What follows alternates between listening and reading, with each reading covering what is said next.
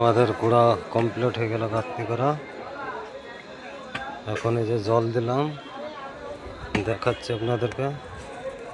জল দিলাম, এই যে জল, এই যে জলগুলান দিলাম। এই জলগুলান দেওয়ার কারণটা হচ্ছে মাটিটা আর বসবে না।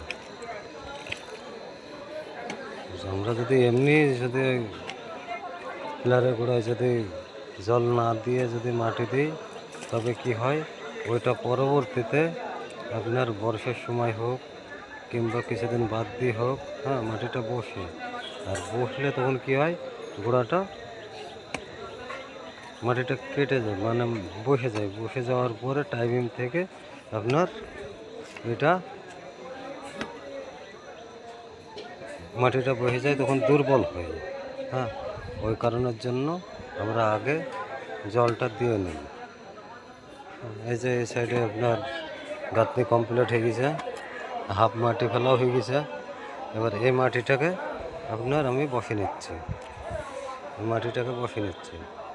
এবার যখন মাটিটা বসে যাবে, বসে যাওয়ার পরে কি হবে, সেই মাটিটা আপনার অ্যাকুরেট পিলারের গোড়াই বসবে, আদার্স আর কোথাও যাবে না।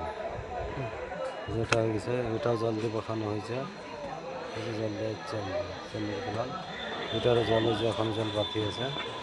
হ্যাঁ, আর এটা জল ছেড়ানোই চলছে। জল লোড যখন হবে, হওয়ার পরে আমরা জল বন্ধ করব, বন্ধ করে দিয়ে তারপরে আমি মাটি ফেলব। আসসালামু আলাইকুম, খুদা হাফেজ।